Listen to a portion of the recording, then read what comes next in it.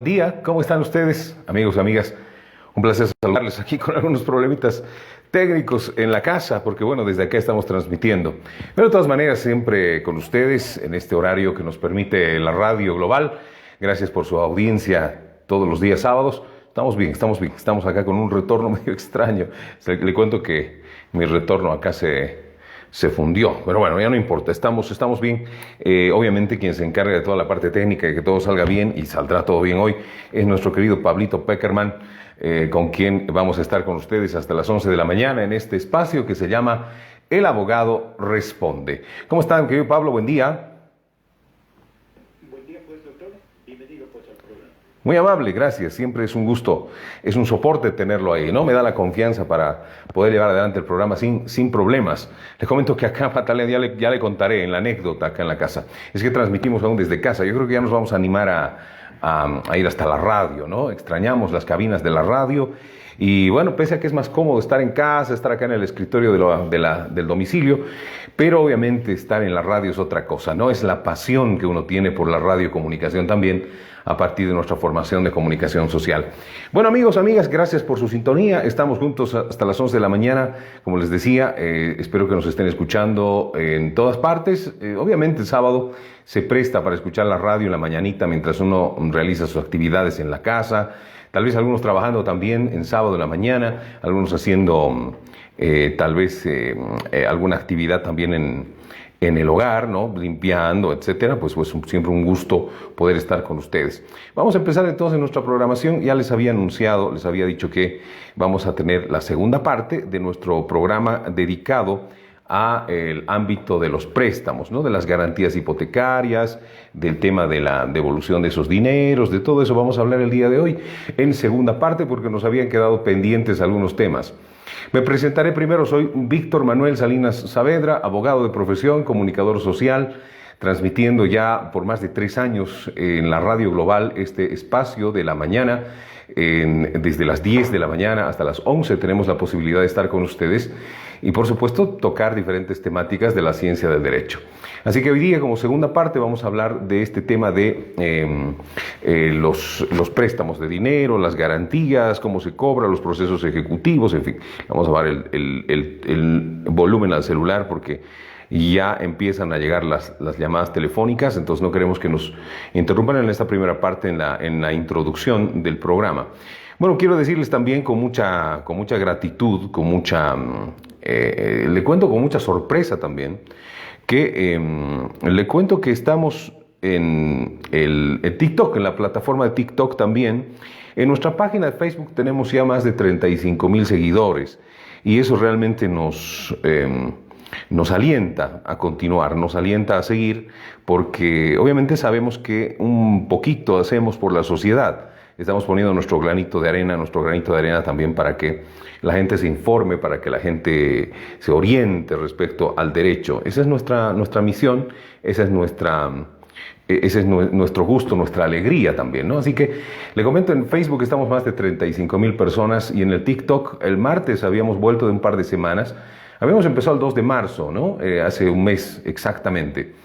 Y habíamos olvidado un par de semanas del TikTok porque no estamos acostumbrados, pero resulta que del martes, que teníamos 4,000 seguidores, hasta hoy viernes tenemos 7,000 seguidores. Entonces vamos creciendo y eso nos agrada, eso realmente nos fortalece y quiero darles esa alegría, esa gratitud a ustedes.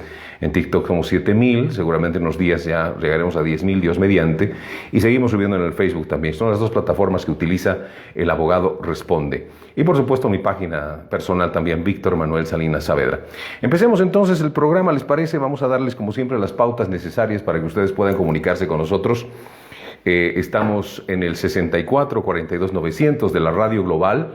Ese es el teléfono fijo de la radio para que usted pueda llamar. Y cuando usted nos llame, tenga un radiecito a un volumen adecuado al lado, para evitar que exista una retroalimentación un tanto molesta, en un ruido que nos vaya a impedir una buena comunicación. Pero mejor, lo ideal sería que nos llame al celular, porque de esa manera tenemos pues ya directamente el contacto con usted. No lo ponemos allí en complicaciones a nuestro querido Pablito Peckerman en la radio, y bueno, es el contacto directo. El WhatsApp también está habilitado del celular de un servidor, que es el 711-61-888, ¿no? Puede usted llamar directamente también por llamada normal, o por WhatsApp también nos puede convocar a ese número, o al teléfono fijo de la radio, que es el 64-42-900. Empecemos entonces. Antes siempre me olvido darle la dirección de la oficina jurídica. A veces nos buscan o quieren venir a visitarnos o hacer una cita. Lo ideal es hacer cita, así los esperamos, porque muchas veces llaman y dicen, fui por su oficina, no lo encontré, no estaba, y es que a veces estamos en audiencia o estamos en otros afanes.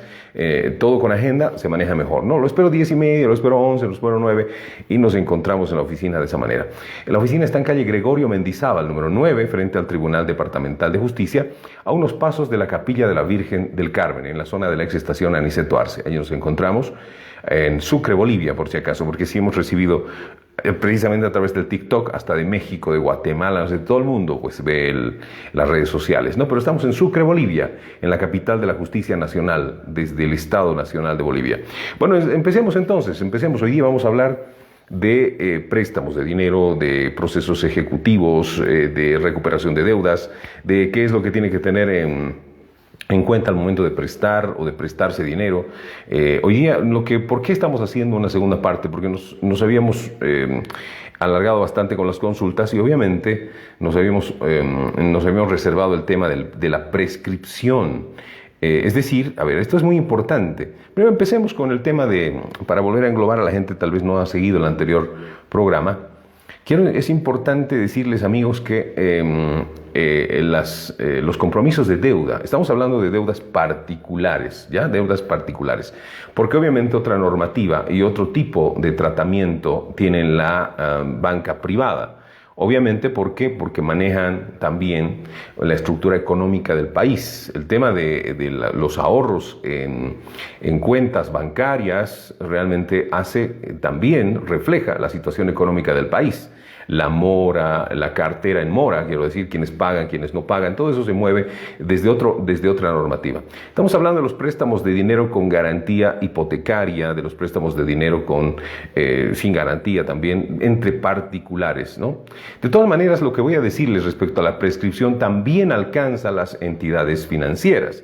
¿Ya? Entonces es importante que, si bien los porcentajes en cuanto a los intereses que corren cuando uno se presta dinero del banco son diferentes a los que corren cuando uno se presta dinero de los particulares, no implica que las prescripciones de ley no apliquen para ambos, para todos en realidad. Incluso hay prescripciones, obviamente distintas en cuanto a los años, hasta para el Estado, ¿no? Para el Estado no es que alguien tenga que deber toda su vida necesariamente.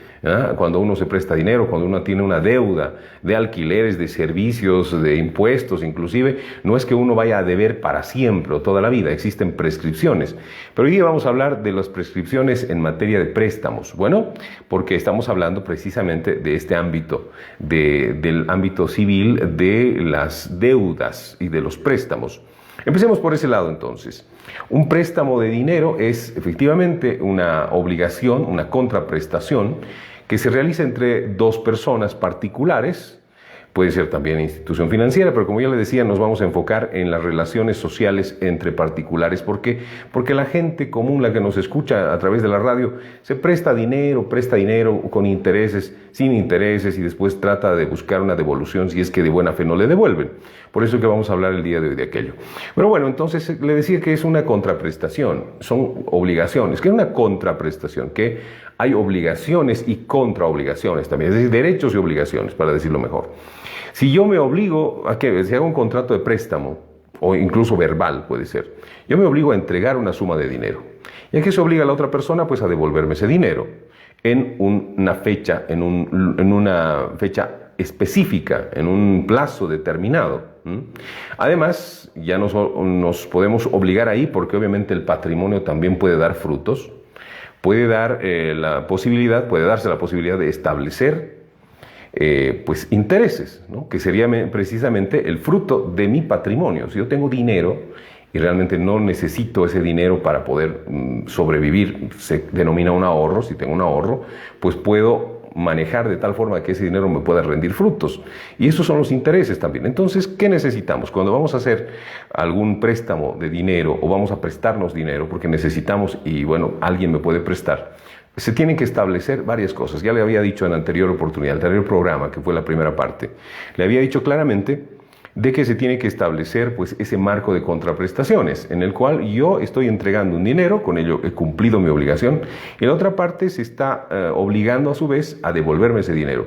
Y a su vez podemos quedar en si ese dinero va a generar un interés, y podemos quedar en algunas condiciones específicas también dentro de un contrato. Entonces, un contrato debe tener partes, naturaleza, causa, forma y, si es necesario, solemnidad. ¿Qué significa? Que la solemnidad, ¿a qué se refiere? De que puede estar bajo la tuición, bajo la facultad de supervisión de una autoridad pública establecida para el efecto. Con esas facultades hablamos de un notario de fe pública. Un notario de fe pública puede elevar entonces a un rango público un documento que es privado. Cuando uno hace un documento con otra persona, se considera que es privado porque es entre los dos. Obviamente los vamos a obligar a cumplir esas contraprestaciones ambos. Eso quiere decir que vamos a tener entonces ese documento realizado, va a ser ley entre partes, entre tú y yo hacemos un contrato. Puede ser un contrato incluso sinalagmático. ¿Qué significa aquello? En papelito, en cuaderno inclusive, o un acuerdo verbal también. Pero una autoridad establecida para el efecto, un notario de fe pública, puede darle solemnidad al acto y puede reconocerlo públicamente para que ese documento sea obviamente utilizado posteriormente, si es que uno lo desea hacer, de forma ya exigible, ¿no? Es decir, que si uno hace un documento de préstamo de dinero, puede tener dos vías. Un reconocimiento de firmas, que es una solemnidad donde obviamente uno deja su huella digital, su firma, y la autoridad competente dice, efectivamente estas dos personas han venido, han dado su voluntad, su consentimiento en estas cláusulas, en este acuerdo, en este contrato, y tiene que cumplirse. Si no se cumple, ese documento público, porque ya está reconocido en firmas y rúbricas, puede ser directamente demandado ante autoridad competente. La otra es una mayor solemnidad todavía, el hacer un documento elevado a testimonio. Eso es diferente a un reconocimiento de firmas. El testimonio ya es un protocolo notarial, que es obviamente tiene un rango superior a un reconocimiento de firmas. Por lo general, el reconocimiento de firmas se hace cuando simplemente se quiere dar publicidad, es decir, que se quiera asentar ante autoridad pública el consentimiento y la voluntad del acuerdo. En cambio, una solemnidad como un protocolo o un testimonio notarial se realiza cuando uno ya va a realizar, uno va a hacer otro tipo de trámite ya más solemne. En este caso hablamos, por ejemplo, de una inscripción en derechos reales. Si yo presto dinero o me presto dinero, me estoy obligando. Primero, estoy reconociendo una deuda. Segundo, me estoy obligando a devolverla. Y tercero, estoy poniendo como una garantía algo que puede ser registrado, una garantía real. En este caso puede ser una casa, puede ser un vehículo. Si es una casa, tendrá que ser registrada ante derechos reales. Y precisamente para registrar en derechos reales es que se realiza un protocolo notarial. Es decir, un testimonio de un préstamo de dinero con garantía hipotecaria, y aquello sí se puede inscribir en derechos reales como una garantía en el caso de que no me devuelva mi plata. Pues ¿qué voy a hacer? Voy a arrematar ese bien. Primero obviamente lo voy a embargar, ya está anotado, inscrito como garantía, lo voy a embargar para que no se pueda hacer contrato, no se pueda disponer, no se pueda modificar ese bien, y después lo voy a llevar, si es que no me pagan, pues en último caso a un remate judicial. Para eso es entonces el tema de las garantías, ¿no? Los préstamos. Ya le estoy dando los requisitos entonces. Las partes tienen que estar nombres de completos, números de carnet de identidad de las partes. El objeto. Estoy otorgando un dinero y me lo van a devolver el objeto.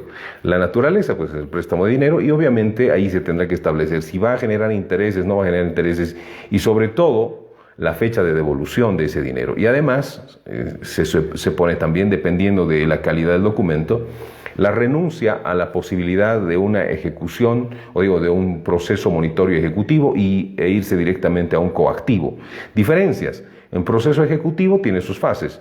Es decir, bueno, uno primero va a notificar con una sentencia porque hay un documento que es exigible, es monetizable, hay una liquidez para poder ser devuelta, además está de plazo vencido y tiene además fuerza ejecutiva. Quiere decir que ya no hay caso, ese documento es válido absoluta y completamente para ser ejecutado. Ya no hay caso de defenderse, no hay defensa contra un documento de esta naturaleza.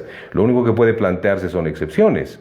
Esas excepciones están determinadas en ley y obviamente son muy cerradas. Excepción de pago documentado, excepción de falta de personería, excepción de falta de fuerza ejecutiva, en fin. Entonces, si ese documento le falta algo de estos elementos claros para ir a un proceso monitorio ejecutivo, podrá plantearse entonces unas excepciones. Es decir, no, ese documento no es válido para ejecutarme. ¿Por qué? Porque no soy yo, me falta personería. Porque ya he pagado. Presento aquí mi recibo, mi pago documentado. ¿Por qué? Porque no tiene fuerza ejecutiva. Claramente establece que es una deuda no de préstamo de dinero, sino que es una deuda por servicios y él jamás ha cumplido con el servicio de pronto. Entonces habrá que ver las excepciones. Son las únicas defensas sobre un proceso monitorio.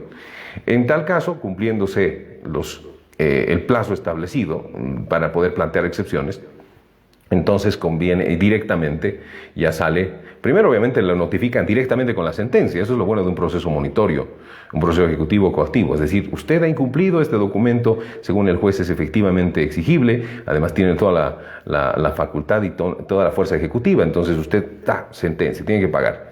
Tiene usted 15 días para plantear excepciones. Si no lo hace dentro de ese plazo, pues va a salir la sentencia definitiva y ingresa allí el proceso ejecutivo. Entonces el proceso ejecutivo irá primero a verificar, embargar, hacer esto y aquello sobre el inmueble o la garantía dada. En cambio, en el proceso coactivo directamente ya se ataca al inmueble, ya no es necesario siquiera hacer nada más, o sea, eso ya está con una garantía, no es necesario buscar bienes habidos y por haber, qué tendrá, qué no tendrá, etcétera. Cuando no hay una garantía, es un proceso ejecutivo y obviamente en esa ejecución se tienen que buscar bienes, si son registrables o bienes suntuosos, habrá que ver si vive con buenas cosas, y bueno, habrá que ver si alcanza su patrimonio para poder cobrar. Pero estoy haciendo reminiscencia del programa anterior para que quede un poco claro. Bueno, a partir de este momento hablaremos entonces de las prescripciones, ¿no? Las prescripciones. A propósito, vamos a ir habilitando ya el teléfono. Usted ya sabe que a lo largo del programa puede llamarnos, le voy a dar nuevamente los teléfonos, el 64-42-900 de la Radio Global, y también el 711-61-888, que es del abogado Salinas, el abogado Responde, quien les habla. Le repito el teléfono, 711-61-888 para sus llamadas por WhatsApp o las llamadas que usted quiera realizar igual de línea normal, ¿no? Es decir, de celular a celular también.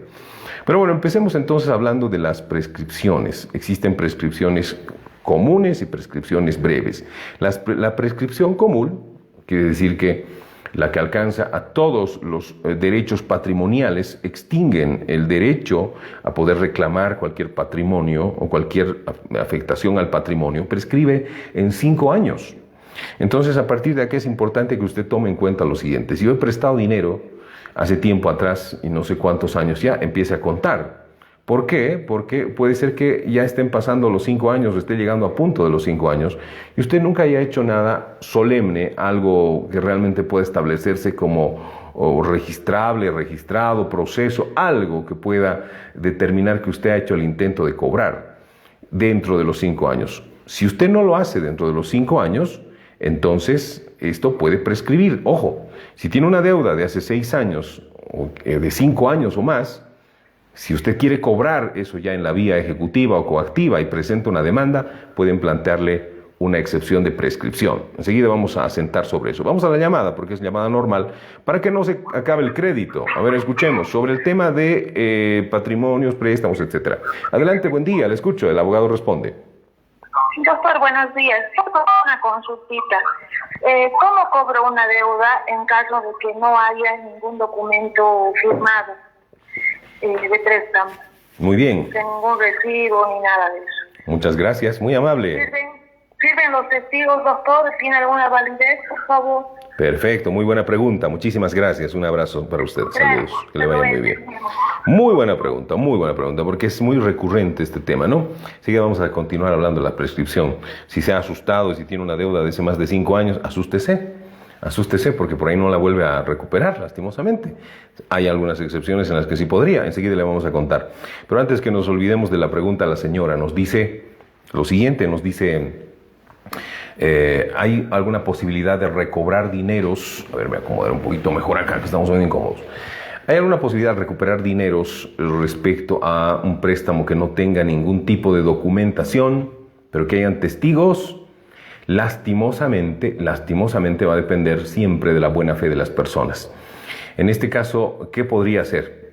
Hacer un documento. Si hay una persona que me dice, no te preocupes hermano, te voy a pagar, 1000 disculpas, mira, pero yo le he prestado así de mano en mano, nunca hemos hecho documento, entonces ¿qué hacemos? Por favor, tú eres mi amigo, tú eres mi pariente, tú eres mi, no sé, mi expareja, no sé. Te presté un dinerito, por favor hagamos entonces, mira, no desconfío de ti, hagamos un documento. Tú ve los plazos, tú ve cuándo me puedes pagar, pero haremos un documento. Hay que obrar inteligentemente, porque de mal pagador, aunque sea piedras y aunque sea un tiempo posterior, no importa, pero lo importante es recuperar el dinero.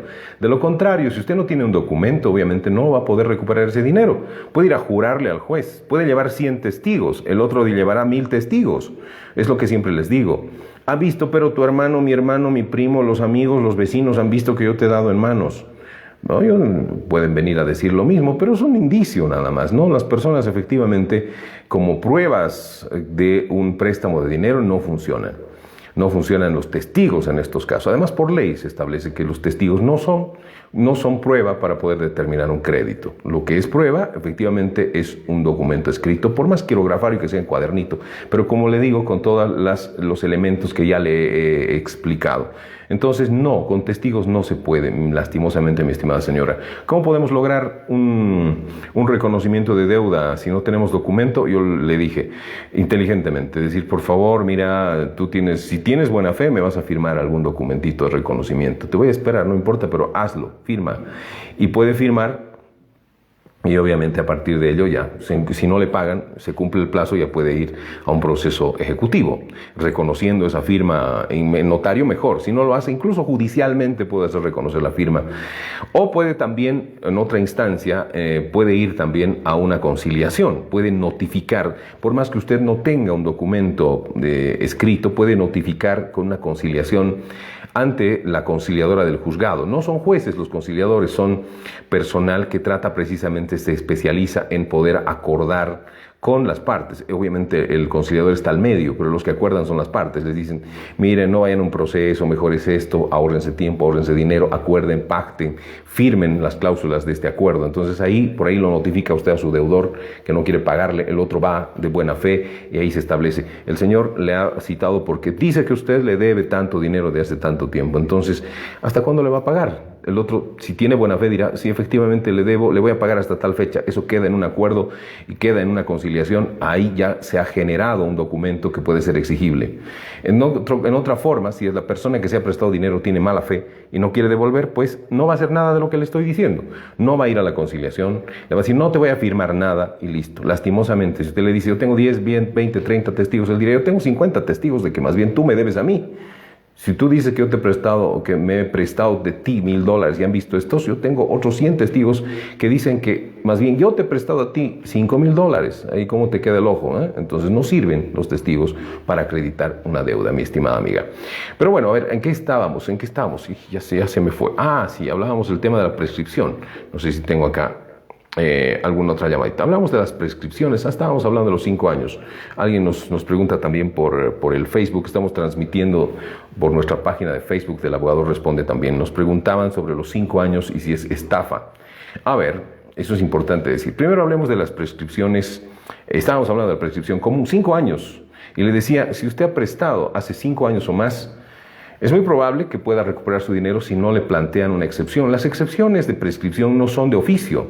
Quiere decir que El juez no va a calcular el tiempo. Si usted le plantea una demanda de una deuda de hace 7, 8, 10 años, el juez no va a decir, han pasado 10 años, ya no sirve tu demanda. No, el juez no tiene esa obligación, no lo hace de oficio.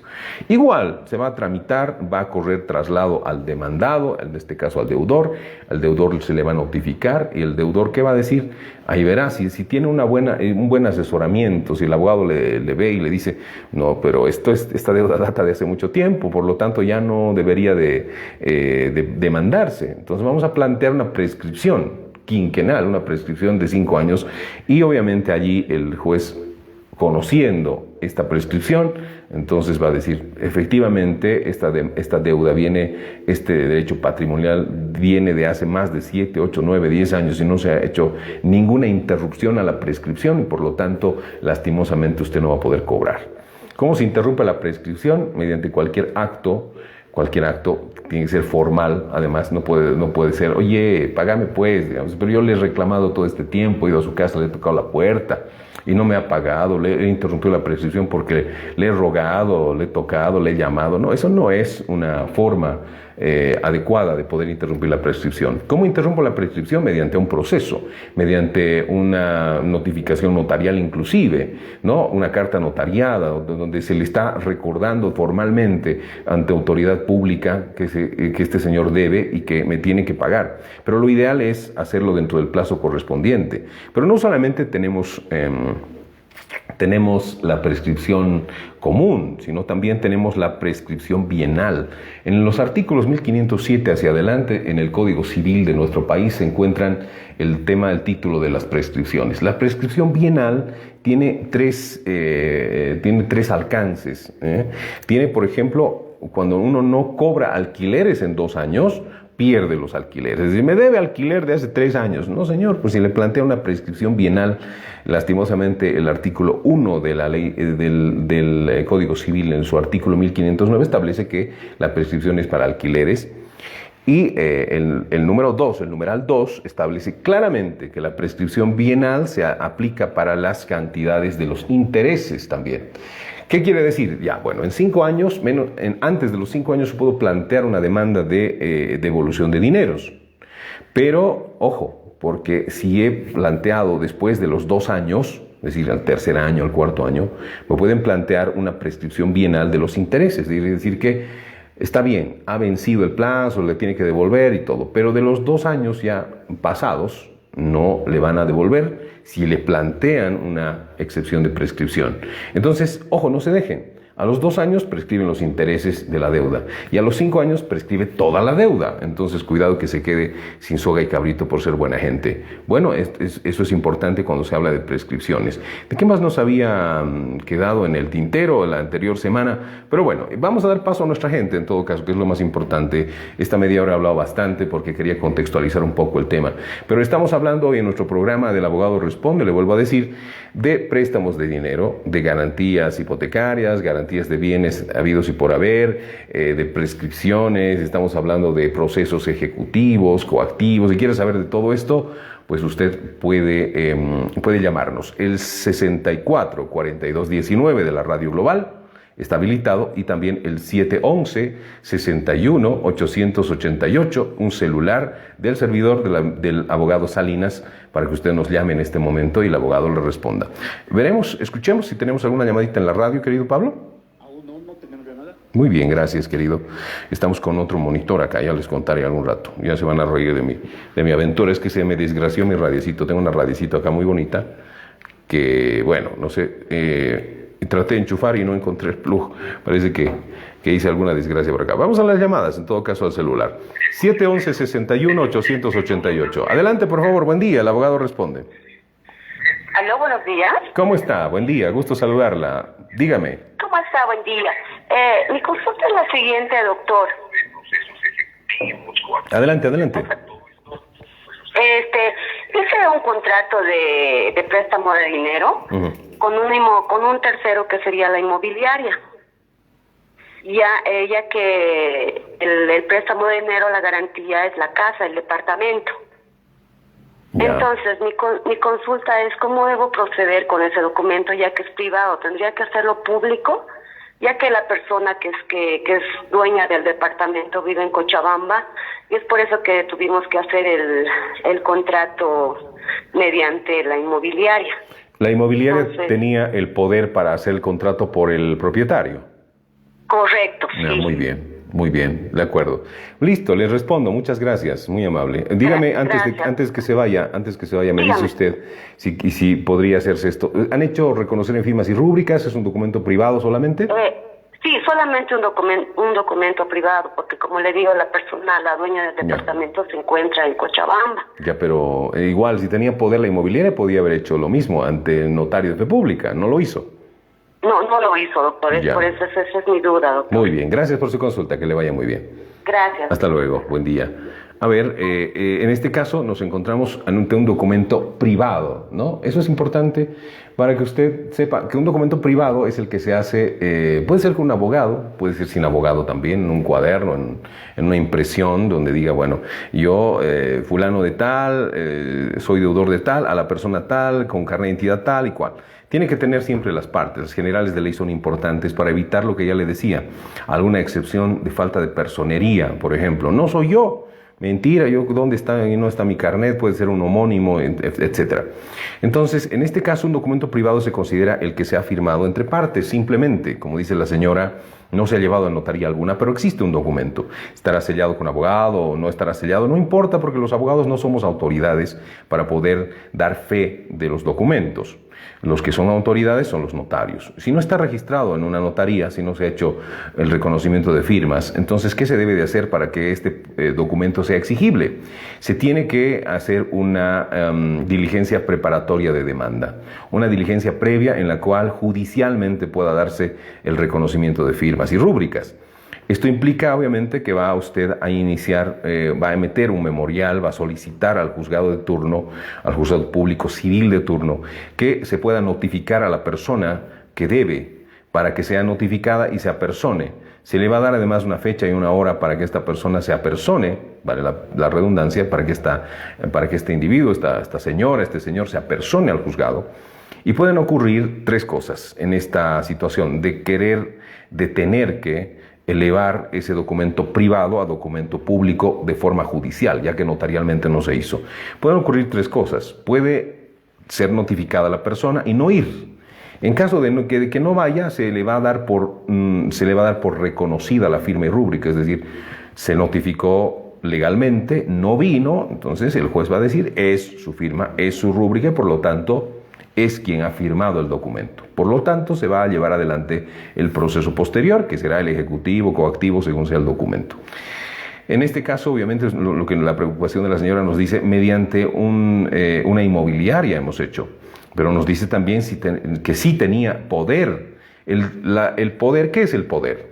Bueno, pero primero terminaremos con las tres posibilidades para que no se me vaya, para que no dejemos suelto. Primera posibilidad, entonces, después hablamos de qué es un poder. Posibilidad de que sea notificada, no vaya y se le dé por reconocida la firma. Segunda posibilidad, que vaya y diga sí es mi firma, que sería lo ideal y lo correcto. Es mi firma, entonces reconocida la firma. Tercera posibilidad, que vaya y diga no es mi firma, este es un garabato, yo no he firmado esto, la señora se ha inventado, estamos fregados, ¿qué hacemos? Habrá que hacer otro proceso pericial de grafotécnica, grafología, para poder determinar si efectivamente ese documento fue firmado o no fue firmado por la persona. Incluso haciendo un garabato se pueden reconocer claramente los trazos, las líneas, las L's, las Z's, las S's, los grafotécnicos y grafológicos, los peritos pueden determinar esta situación. Obviamente será más costoso, con mucho más tiempo, habrá tal vez oposición al peritaje, se propondrá otro, en fin, es otro proceso lastimosamente cuando hay una negativa de firma. Y si efectivamente ha sido tan habiloso el deudor en haber hecho un garabato tan irreconocible, lastimosamente no se podrá cobrar esa deuda. Por eso es importante siempre que cuando se firme un documento, si va a ser quirografario, quiere decir que si va a ser entre nosotros nomás, si va a ser en papelito o en un documento, por muy impreso que sea, es importante siempre ver la firma del carnet de identidad, a ver si está firmando igualito. No tomamos nota de eso, ¿no? A ver, fírmemelo, y ya el otro hace cualquier cosa.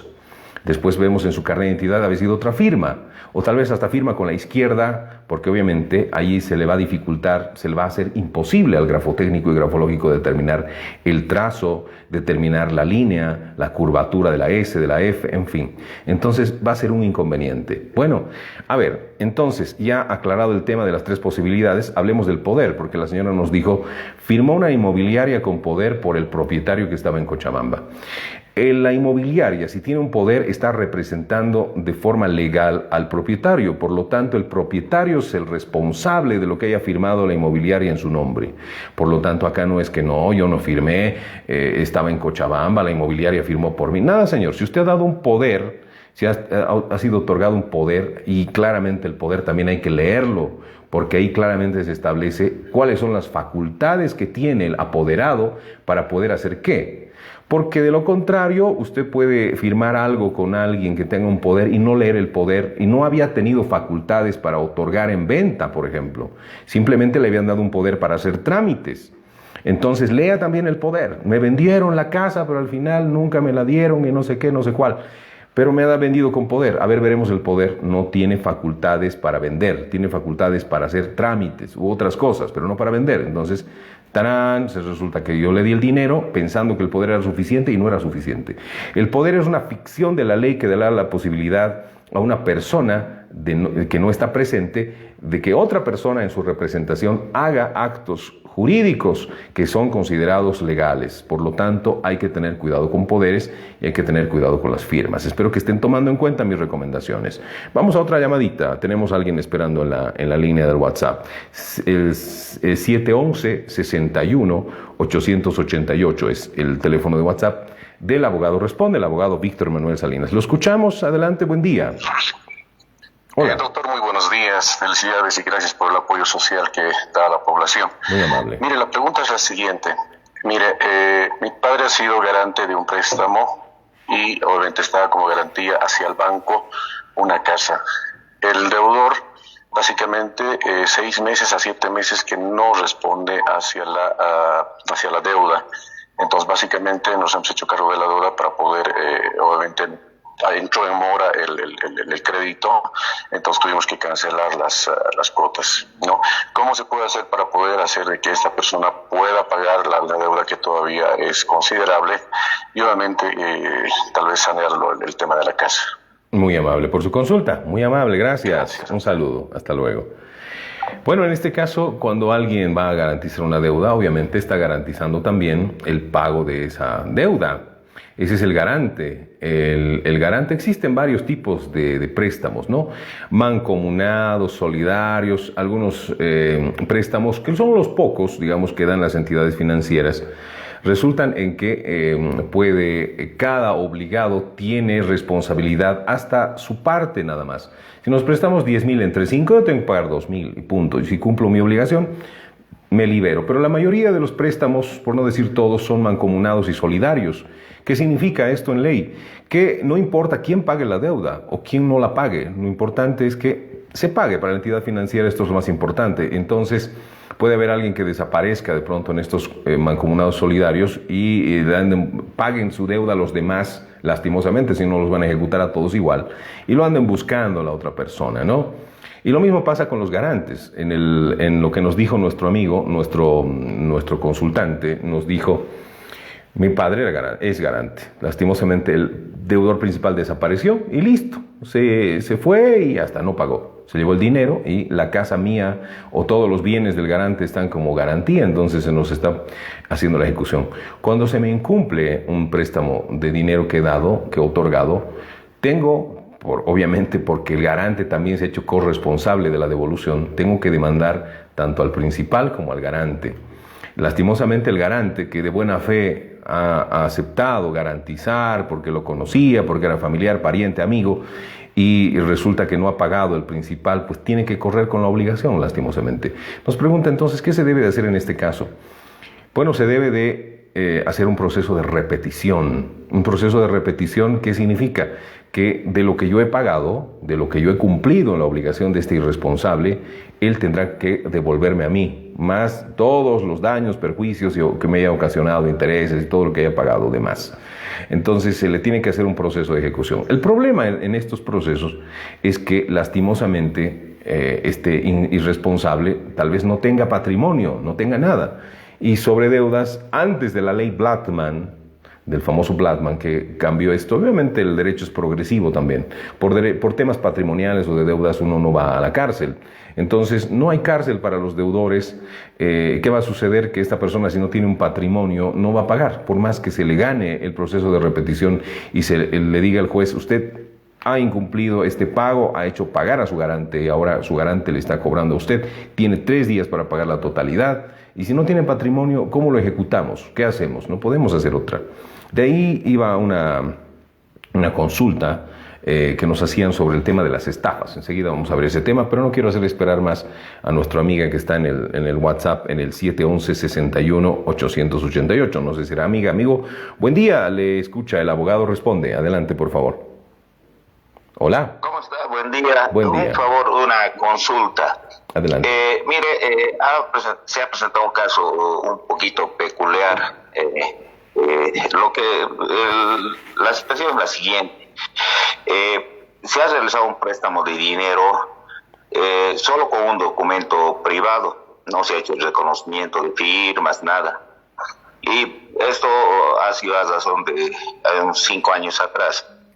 Bueno, ahora la persona que se ha prestado nunca más ha dado signos debidos, o sea, ni se aproxima a pagar intereses, ni a pagar el capital. Y haciendo seguimiento, se pudo ver y encontrar a varias personas que estaban con este mismo problema. ¿Qué es lo que había pasado? Y por eso es peculiar este caso, porque la persona que deudora tenía bien inmueble, tenía un vehículo, todo, y no sé si por azar del destino o de mala intención, el vehículo ha aparecido embargado por su hermana, la casa apareció a nombre de su cuñado. Entonces todos los bienes, patrimonio que él tenía, que era una garantía personal que él dio en su momento, apareció a nombre de segundos, de tal forma que la persona ha perdido los bienes. Entonces, la pregunta es la siguiente: ¿qué instancias se tienen que seguir para poder tratar de recuperar el capital en primera instancia, obviamente los intereses que la ley dice, y el documento privado también? Gracias. Hasta luego. Que le vaya muy bien, buen día, hasta luego, que le vaya muy bien. Bueno, acá lo que nos dice el señor es que efectivamente otorgó como garantía y se prestó de varias personas, y resulta que después, al momento de ejecutar, estas garantías fueron otorgadas ya, vendidas, transferidas a otras personas, y resultó que el señor no tenía ya patrimonio. Él nos pregunta qué se puede hacer. Acá existe una situación muy clara. Cuando se dio la garantía, inclusive por más que haya sido garantizada o se haya dado como garantía un inmueble, un vehículo, algo, antes de un proceso ejecutivo incluso, de todas formas se considera de que esa garantía ha sido otorgada de buena fe, ha sido otorgada, es decir, se está garantizando con un patrimonio en consentimiento, en esa facultad que uno tiene de otorgarla.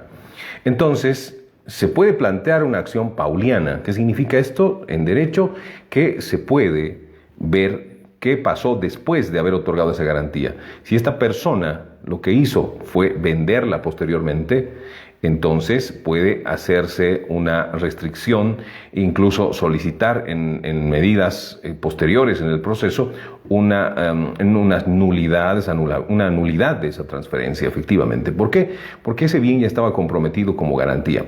Por eso es importante, porque él nos dice en documentos privados hemos hecho estas cosas. Si usted va a prestar con garantía, lo ideal es registrar esa garantía. De esa forma, estando registrada, estando grabada, quiere decir en folio real, la persona que vaya a comprar, o cualquier palo blanco, cualquier testaferro que quiera comprar para favorecer al deudor y evitar el pago o el remate de su bien, ¿qué es lo que va a hacer? Va a fijarse que hay un efectivamente un gravamen, y un gravamen es una restricción. Entonces no lo va a poder hacer, no va a poder vender, no va a poder hacer nada. Una acción pauliana efectivamente se puede intentar para poder retrotraer esas ventas, y los perjudicados van a ser los compradores porque van a tener que devolver ese bien. ¿Por qué? Porque ya estaba ya otorgado como una garantía. Eso es lo que le puedo decir, mi amigo. La estrategia de su abogado es muy importante en este caso porque tiene que conocer precisamente de este tipo de recursos y peticiones ante el juzgado. Es posible las acciones oblicuas, paulianas, existen las posibilidades para evitar que el patrimonio otorgado en garantía pueda ser dispuesto después de haber recibido los dineros. ¿De acuerdo? A la radio, nos estamos olvidando de la radio. ¿Tenemos algo en la radio, querido Pablo? No, aún no. Ah, ya, muchas gracias. Bueno, menos mal que la gente se ubica un poco mejor ya por el WhatsApp, ¿no? Digo mejor, ¿por qué? Porque es más directo de pronto, ¿no? ¿Qué más? Estamos ya sobre algo de tiempo. Me estoy olvidando de lo que nos habían preguntado sobre las estafas, ¿no? A ver, nos dicen lo siguiente, ¿qué pasa con estas personas? ¿Son estafadores? Son estafadores. ¿Quiénes son estafadores? Los que se prestan dinero sabiendo que no los van a devolver y sabiendo que hay otros acreedores además y que saben que les pueden sacar el mayor fruto. Si yo tengo una casita de $100,000 y soy un tipo de mal vivir, lo diremos por lo más sano, si vale el término, porque podemos decirles miles de cosas a mucha gente que conozco además, que son así. Y bueno, ¿qué pasa? Tengo una casa de $100,000, me voy a prestar de uno 30, de otro 40, de otro 50, de otro 20, de otro así, y me voy a prestar de mucha gente. ¿Y qué va a pasar? Que se va a sumar mucho más del valor de la casa. Feliz por mí porque voy a irme con buena plata y al final pues que me demanden, que hagan lo que quieran, que se queden con la casa, si les alcanza, que se paguen entre ellos. Y ya está. Este tema efectivamente debería de pasar por una situación de estafa. ¿Por qué por estafa? Porque se va a otorgar un patrimonio, o sea, va a ser un desprendimiento patrimonial, va a haber un desprendimiento patrimonial y obviamente con engaños, puesto que me han dicho que esa casa valía más y que mi dinero estaba garantizado, valía más y al final resultó que tenía un montón de procesos, un montón de deudas y qué sé yo. ¿Se puede tramitar en la vía penal? Se puede tramitar, pero obviamente eso va a depender mucho del fiscal, va a depender mucho del cernidor de la fiscalía, porque obviamente el Estado, como no otorga los suficientes elementos, los suficientes recursos para poder dar una justicia adecuada en el país, se preocupan más de otras estupideces, de canchas sin sentido, de elefantes blancos, en vez de otorgar a la justicia mayor posibilidad de poder atender a la gente. ¿Qué es lo que pasa? Como hay menos fiscales, hay menos aparato judicial en el país, menos jueces, hay un cernidor. Dicen, a ver, venga con su caso, me han estafado, me han dicho que, bueno, he prestado dinero y al final había sido un estafador que prestó a mucha gente, hay múltiples víctimas y qué sé yo. Y el Estado, el cernidor de la Fiscalía dice, pero este es un tema patrimonial, este es un contrato de préstamo, no le compete a la Fiscalía, el derecho penal es de última ratio, es a lo último a lo que se puede acudir. Vaya primero al proceso civil, a ver si gana y logra que le devuelvan su plata, está pues en la vía civil y ya está. Y le despachan, le ciernen como en un cernidor de harina. No, estos que vayan, porque es un contrato civil, un contrato patrimonial, ¿no? Que vayan. Va a depender mucho, por lo tanto, de cómo sea planteada la denuncia, de que efectivamente haya una buena estrategia de presentación de la querella para que pueda ser admitida dentro de un proceso penal. Y esta persona que efectivamente es un estafador, no es una persona de buena fe, alguien que se presta mucho dinero y que después garantías desaparecen, o que se ha prestado mucho dinero con muchas personas y su garantía no alcanza, o que ya tenía planificada la situación de prestarse dinero para aprovecharse y después reírse en la noticia, pues es un estafador. Entonces aquí lo que falta es un adecuado manejo de la Fiscalía, porque obviamente configura delitos, pero lo que hace la Fiscalía, y lo digo por conocimiento de causa, es cernir y los mandan directamente, no, vaya, agote la vía civil y bueno, mientras tanto, ¿qué pasa? Puede prescribir el delito, entonces no es tan fácil. Nuestra justicia en Bolivia, especialmente la justicia penal, es un desastre, es un desastre. Mi persona tiene un posgrado en Derecho Penal y no lo utilizo porque no me gusta la justicia penal. Cuando todo esto cambie, podría ser como en las películas, que uno pueda ser un buen abogado litigante en materia penal. Mientras tanto, todo está así, todo es un desastre, ¿no? Pues en Bolivia el derecho penal es un desastre, pero la justicia en general. Aprovecho en la última parte, me voy a quejar de un juzgado a propósito, ¿no? De la justicia en general. Vamos a irnos despidiendo, tenemos 5 minutos más. Amigos, amigas, simplemente le voy a dar la dirección de la oficina jurídica. Estamos en calle Gregorio Mendizábal, número 9, frente al Tribunal Departamental de Justicia, a unos pasos de la Capilla de la Virgen del Carmen, en la zona de la exestación Aniceto Arce. Ahí estamos, usted, para visitarnos. Si usted puede hacer cita con nosotros, le voy a atender en el 711-61-888 y también en el teléfono fijo, que es el 64-10-419 de la oficina, pero solo para hacer citas. Para consultas, a veces me quieren consultar por teléfono y son relatos largos, y no, pues nos pasaríamos todo el día recibiendo llamadas telefónicas. Lastimosamente, por teléfono, solamente para hacer citas. Si nos visitan en la oficina, por favor. ¿Qué quería decirles? Existe un juzgado de familia, que es el número 2, y lo voy a identificar porque obviamente no es válido hacer quedar mal a todo el mundo, pero está funcionando muy mal. Yo les ruego al Tribunal Departamental de Justicia poner ojos en el juzgado número 2 de familia. Tenemos un recurso de reposición planteado en febrero, el 18 de febrero, que se nos ha notificado esta semana final de marzo. ¿Se imaginan ustedes? Un recurso de reposición que se plantea dentro de las 24 horas, se nos ha notificado un mes y medio después. O sea, es una locura. Existe varios memoriales de febrero que están teniendo retrasos hasta marzo. Una audiencia de hace, y le puedo decir con fechas, pero bueno, ¿para qué? ¿Para qué vamos a ahondar? Pero una audiencia de resolución inmediata, como es un incremento de asistencia familiar, que tuvimos audiencia hace como un mes atrás, se ha resuelto después. Entonces, bueno, mejor le voy a dar fechas inclusive. Juzgado número 2 de familia, por favor. Las filas son increíbles para revisar expedientes. Entonces, no es correcto que se pueda trabajar de esa forma. Se está incluso perdiendo competencia, se está vulnerando la ley. Yo lo digo con todo el respeto que se merecen los jueces, pero también debemos de tomar en cuenta esta situación. Le digo, a ver, ¿dónde está? Aquí está. Miren ustedes, aquí está con fechas. A ver, ¿cuándo tuvimos la audiencia? Enseguida le voy a decir, pero fue bastante, aquí está. 16 de febrero del 2022, tuve con el Juzgado Segundo de Familia audiencia de resolución inmediata de incremento de asistencia familiar. La resolución definitiva salió el 25 de marzo del 2022. ¿Se imaginan ustedes? Más de un mes después, cuando el juez claramente tiene, por el artículo 441 de la ley 603, 3 días tiene para notificar con la sentencia en un proceso de resolución inmediata. Se nos notificó el 31 de marzo, una audiencia del 16 de febrero del 2022. Esto se llama retardación de justicia, pérdida de competencia. Se trata realmente de una forma totalmente irregular de aplicar la ley. Entonces, yo, y seguramente muchos abogados que trabajan, litigan acá en la ciudad de Sucre, van a hacer eco de mi queja. Hay filas interminables para ser atendidos y obviamente la juez no trabaja en su oficina.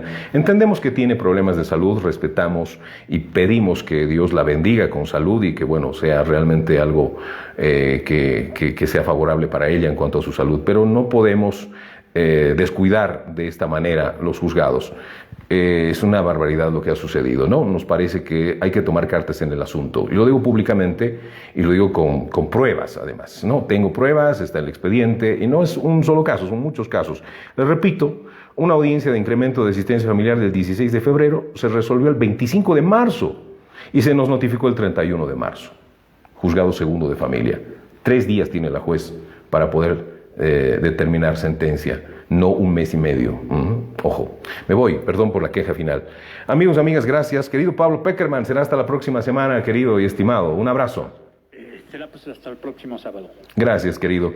Soy Víctor Manuel Salinas Saavedra, el abogado responde, trabajo en Sucre, Bolivia, y a través de la Radio Global les deseo todo lo mejor y todas las bendiciones. Un gran abrazo. La próxima semana abordaremos otro tema.